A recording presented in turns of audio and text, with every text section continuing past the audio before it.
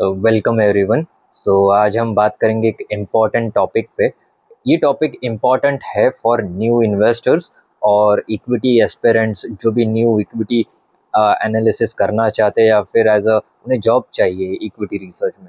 सो मैं बहुत सारे अभी पे मैं एक्टिव रहता हूँ, मैं ट्विटर पे एक्टिव रहता हूँ, मैं यूट्यूब पे भी रहता हूँ। सो व्हाट आई सी, जो भी न्यू इन्वेस्टर्स है वो अभी क्या कर रहे हैं ये वाले मार्केट पे, या फिर जब भी 26,000 मार्केट था तभी उन्होंने इन्वेस्टमेंट किया था बहुत ज़्यादा टिप्स बेसिस पे।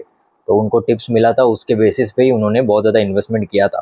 तो मैंने एक जिनका पोर्टफोलियो देखा था which is around 8 to 10 lakh rupees, और वो 8 to 10 लाख रुपीज़ का पोर्टफोलियो इज़ लाइक 60-70% डाउन जब इससे मार्केट गिरना चालू हो गया तभी से। कंपनीज अगर अच्छे नहीं है तभी उनका ग्रोथ चालू था, बिकॉज थोड़ा बुल रन था और तभी उसने अच्छे से ग्रोथ मिला था थोड़े थोड़े अलग अलग कंपनीज में, despite having issues with the companies business model and management और कुछ भी उससे रिलेटेड हो, तभी भी उनको ग्रोथ मिल रहा था। बट अभी क्या हो गया, एक यहाँ पर डी ग्रोथ देखने को मिला मार्केट में, और मार्केट से ज़्यादा जो भी कंपनीज जिनके फंडामेंटल वैल्यूएशंस अच्छे नहीं थे, जिनका ग्रोथ रेट ट्रैक अच्छा नहीं था, उसमें तो बहुत मैसिव डी ग्रोथ देखने को मिला।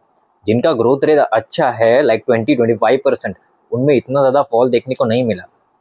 मेरा पोर्टफोलियो अभी इफ़ यू सी कि मैंने तो अप्रैल 2025 से एक न्यू पोर्टफोलियो बनाया था, तो वो ज़्यादा गिरा नहीं है। इट्स अराउंड लाइक 1 और 2% नेगेटिव में ही है, ज़्यादा नहीं है, क्योंकि मैंने तभी बनाया था, मैंने अच्छे कंपनीज में इन्वेस्ट कर लिया था। फिर उसके बाद जो भी एवरेज पोर्टफोलियो अगर 20-30% गिरा है ये वाले मार्केट पे, देन इट्स ओके। बट अगर 60-70% गिर रहा है, मतलब आपने फंडामेंटली गुड स्टॉक्स पिक नहीं किए थे, आपने जो भी जिसका भी स्टॉक प्राइस बढ़ रहा था या फिर जिसका अच्छे से हाँ व्हाट्सअप चैनल या फिर टेलीग्राम पे देख के वहाँ पर कर लिया था, तो ये एनालिस्ट के पर्सपेक्टिव, इन्वेस्टर के पर्सपेक्टिव से था। उनको अभी जाके फिर इशू ऐसा है कि अभी वो गिर गए 60-70%, but there is no chance कि वो आगे जाके फिर से उतना रिकवर करे, बहुत कम चांस है कि वो रिकवर कर पाए। Now for the analyst perspective, अभी क्या हो रहा है, लिंक्डइन पे बहुत सारे लोग क्या करते हैं, रिपोर्ट्स बनाते हैं, रिपोर्ट 30-40 पेजेस का बड़ा बड़ा report. I also get few of reports from them, message करते हैं फॉर जॉब अपॉर्चुनिटीज़ के लिए। तो कैसा होता है, जब भी मैंने बहुत लोगों से बात भी किया, पूरा इतना इन डेप्थ रिपोर्ट बना लिया, उनको पीपीटी बनाना आता है, उनको एक्सेल आता है, उनको चार्ट्स बनाना आता है, और उनको चैट जीपीटी जो है वो भी यूज़ करना आता है। तो उनको फॉर्मेट तो आता है, बट जब मैं उनको पूछता हूँ कि बिजनेस मॉडल कैसा है, उसका इन डेप्थ में पूछता हूँ, इनका वैल्यू चेन कैसा है, इनका मैनेजमेंट का ओवरव्यू कैसा है, उसका रेम्यूनरेशन नहीं जानना है मुझे, मैनेजमेंट का ट्रैक रिकॉर्ड जानना है, उनका कैपिटल एलोकेशन कैसा है, कैपिटल एलोकेशन के रिलेटेड तो कुछ डिटेल्स देते ही नहीं, वैल्यू चेन के कौन से पार्ट में है वो, या फिर कंपनी ये एक्सिस्ट क्यों करती है, इनका स्ट्रक्चर कैसा है, क्या ये 10 साल के लिए स्टेबिलिटी पे है, इनका कंजर्वेटिव ग्रोथ है, इनका फ्रैगमेंटेड मार्केट है, कौन सा कंपटीशन में यार ओलिगोपोली कंपटीशन है या फिर मोनोपोलिस्टिक कंपटीशन है, इंडस्ट्री के प्लेयर कैसा है, इंडस्ट्री ग्रोथ रेट कैसा है, कंपनी के ग्रोथ ट्रिगर्स क्या है, ये सारा डिटेल्स वैल्यू चेन का, इंडस्ट्री का, कौन से ड्यूटीज़ है, ये सब का डिटेल्स उनको नहीं होता है। अभी ना पॉइंट ऐसा है कि एआई में इतना ज़्यादा डेवलपमेंट हो रहा है, चैट जीपीटी, क्लाउड में, एआई में, सब में डेवलपमेंट हो रहा है, और एज यू कैन सी कि ये सब जगह हो रहा है। तो ये जो रिपोर्ट्स है, PPT banana, sell side reports, by side reports, या फिर इन्वेस्टर प्रेजेंटेशन हो, ये आगे 2 से 3 साल में अभी भी बना रहे, पर आगे उसका वर्क बहुत ही कम हो जाएगा कंपेयर टू नाउ। तो क्यों कम होगा, because AI can make BCF comparative analysis कर सकता है, वो एसओटीपी या फिर अलग कोई भी एनालिसिस हो, जो भी मॉडल्स हो, वो ऐसे विद इन 5 मिनट्स वो बना सकता है, 1-2 मिनट्स बना सकता है। तो फिर एनालिस्ट को हायर ही क्यों करें, कि काम तो यहाँ पर आराम से हो जाएगा। सो द पॉइंट इज, भले ही एआई ये सब रिपोर्ट्स बना ले, भले ही पीपीटी बना ले, डॉक्स बना ले, चैट बना ले, चार्ट्स बना ले, बट वो जो इंडिपेंडेंट मैनुअल का एक सेक्टरल नॉलेज चाहिए फॉर द इन्वेस्टमेंट, वो अभी भी मैनुअल है और आगे जाके भी मैनुअल ही रहेगा। एग्जांपल लेते हैं, कोई भी पीएमएस है या फिर कहाँ पर भी ऑपरेट हो रहा है, वो थोड़ी ना एआई से पूछेगा कि स्टॉक पे इन्वेस्ट करना चाहिए या नहीं, वो मैनुअली होता है। कोई फंड मैनेजर है, उसके नीचे 15 एनालिस्ट होंगे, who have in-depth analysis and in-depth track record और उनको पूरा अंडरस्टैंडिंग होगा ईच सेक्टर का, वो ऑटो एंसिलरी हो या फिर वो ज्वेलरी हो, मैन्युफैक्चरिंग हो, एनबीएफसी हो, एक एक सेक्टर का नॉलेज होगा, तो तब जाके उनके लिए उनका डिसीजन लेना इज इम्पॉर्टेंट। तो यही देख के चलना है कि हमें एज अ इन्वेस्टर पूरा नॉलेज हो, ना कि जस्ट फाइनेंशियल मॉडलर या फिर पीपीटी मेकर या बस वी आर मेकिंग डीसीएफ और वो सब करते। सो कभी भी पूरा एनालिसिस करोगे तो वीडियो बना लेना चाहिए कि कितना एनालिसिस हुआ, या फिर रिपोर्ट राइटिंग भी ओन वर्ड से करना है। चैट जीपीटी की वजह से इतना इश्यूज हो गया, like we are making report before 2022 में चैट जीपीटी आया, तो पहले कैसे करते थे, पहले एक एक वर्ड एक एक सेंटेंस सोच के लिखते थे, सोच के करना है, सोच के लिखना है, पूरा अंडरस्टैंडिंग बैठता था। अभी क्या करना है, अभी बस इमेज पेस्ट करते हैं, उसके ऊपर दे आस्क फॉर प्रॉम्प्ट या फिर वैल्यूएशन इसका कैसा हो, इसका क्या राइटअप्स हो, कमेंट्री हो, बहुत इजीली अवेलेबल हो जाता है, which is not good because पूरा अंडरस्टैंडिंग नहीं मिलता है।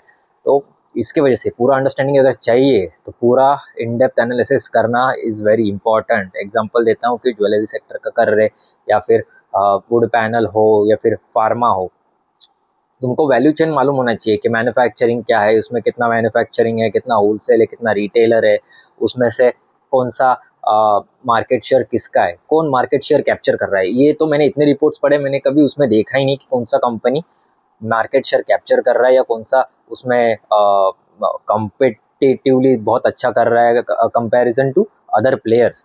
कुछ कॉम्पिटिटिव एडवांटेज का नहीं, बस जनरल टर्म्स है जो चैट जीपीटी दे सकता है, बट इनोवेटिव या फिर आर्टिस्टिक जो चाहिए, ह्यूमन टच जो चाहिए, वो नहीं होता है। तो यही बहुत इंपॉर्टेंट पॉइंट है कि human touch is very important. जो भी सीख रहे हो, जहाँ से भी रिपोर्ट्स बनाना सीख रहे हो, पूरा बिजनेस अंडरस्टैंडिंग पूरा इन डेप्थ करो। एग्जांपल देता हूँ, कहाँ पर एनालिस्ट का वर्क क्या होता है, इक्विटी एनालिस्ट कहाँ पर हायर हो गया तो वो मैनेजमेंट मीट करेगा, इन्वेस्टर मीट करेगा, मैनेजमेंट के साथ डिस्कशन करेगा, कौन कॉल में जाएगा। वो बस रिपोर्ट नहीं बनाते बैठेगा कि चलो चैट जीपीटी से ये करो। मैनेजमेंट के सामने जाके वो थोड़ी ना पूछेगा सर आपका कॉस्ट ऑफ इक्विटी इतना है, आपका बेटा इतना है, आपका व्यय कितना है, ये सब नहीं पूछते। मैं I have attended 40+ management meet, ये सब नहीं पूछते, कोई नहीं पूछता। आप यहाँ पर बस मॉडल पे ही बनाते बैठोगे।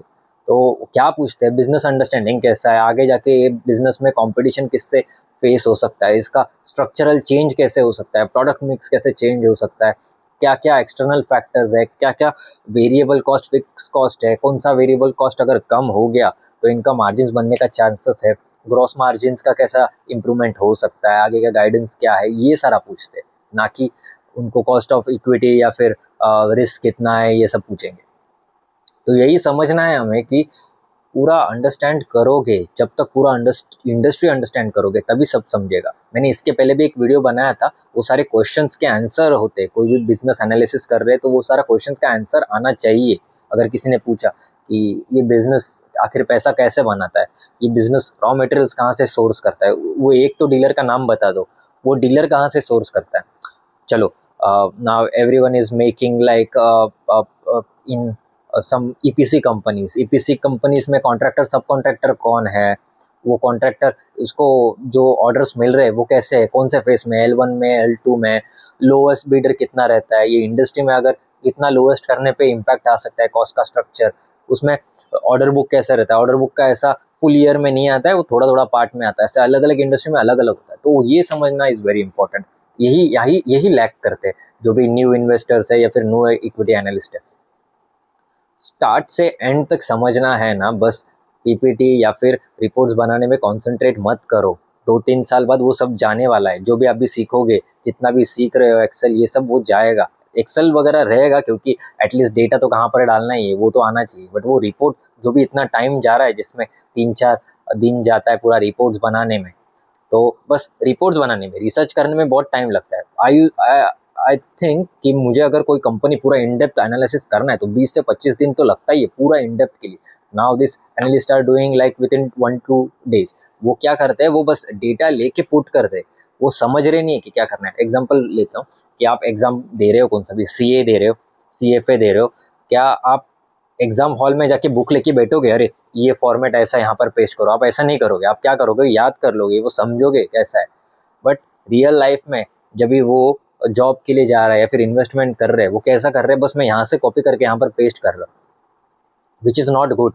अगर आप ऐसा कॉपी पेस्ट करते रहोगे, वो समझो, पूरा वैल्यूएशन समझो, पूरा वैल्यू चेन समझो, उनका क्या ग्रोथ रेट है, कैसा गाइडेंस है आगे का, उनका मैनेजमेंट कैसा है, मैनेजमेंट का चैट जीपीटी जहाँ पर यूज़ करना है वहाँ पर यूज़ करो। पिछले 20 साल का ट्रैक रिकॉर्ड कैसा है उसका, कोई कंट्रोवर्सीज है क्या, कोई सेबी से फाइन है क्या, कोई लीगल केस है क्या, एफआईआर है क्या, एनुअल रिपोर्ट्स पढ़ो। मैंने बहुत सारे न्यू इक्विटी जो एनालिस्ट है मेरे पोस्ट पे कमेंट करते हैं कि चैट जीपीटी अभी आया, एआई आया है तो एक्सेल क्यों आना चाहिए, ये रीडिंग करना ही क्यों है। अरे इक्विटी एनालिस्ट या फिर इन्वेस्टर्स का काम ही है कि रीडिंग करना, बहुत ज़्यादा रीडिंग जितना करोगे उतना ज़्यादा अंडरस्टैंडिंग आएगा। पर वो बोल रहे हैं हमें रीडिंग का ज़रूरत नहीं है, बस डायरेक्ट रिपोर्ट बना दो और रिपोर्ट बना के बस जितना हो रहा है उतना कर दो। तो मतलब ये तो गधा मजदूरी जैसा काम हो गया, बस रिपोर्ट्स दाओ, मैं रिपोर्ट बना देता हूँ, ये करता हूँ। ऐसा ऐसा कहाँ पर करना है, इन्वेस्टर नहीं बनना है, बस गधा मजदूरी डेटा एंट्री करना है या फिर बस रिपोर्ट ही बनाना है। तो ये समझना चाहिए उनको। आज से ही इन्वेस्टर जैसा सोचो, खुद पैसा इन्वेस्ट करो मार्केट में। बस जाके लिंक्डइन पे जॉब पूछने से या फिर अलग अलग जगह जॉब कुछ नहीं होगा। जब भी होगा एक्सपर्टीज आएंगे, सामने से जॉब ऑफर आएगा, इन्वेस्टिंग करो, रिपोर्ट्स भी बनाओ, थोड़ा इंसाइटफुल लगे। मुझे एक ही जैसे रिपोर्ट्स मिल रहे हैं हर रोज, वो एक ही जैसे मैं पढ़ता हूँ, कुछ इंटरेस्टिंग नहीं है, बस एक ही फॉर्मेट में पढ़ते जा रहे, बनाते जा रहे, था 20-25 रिपोर्ट्स बनाते जा रहे। सो थोड़ा चेंज तो चाहिए। Investing is like art. Humans का नीड ही ऐसा है कि उसने आर्टिस्टिक करना चाहिए। ऐसे स्ट्रक्चर वे में ही करते रहेंगे तो आर्टिस्टिकली इन्वेस्टमेंट का अपॉर्चुनिटीज कैसे समझेगा, उनका जर्नी जो है वो अच्छे उनको कैसे समझेगा। सो यही इनको इम्प्रूव करना चाहिए फॉर न्यू इन्वेस्टर्स और न्यू इक्विटी एनालिस्ट। तो ये बात ध्यान रखना और ये अच्छे से फॉलो करना।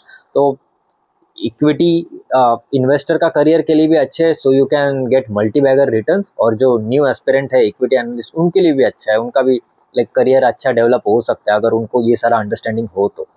सो यही थे आज के वीडियो में। So thanks for watching guys, see you in next video.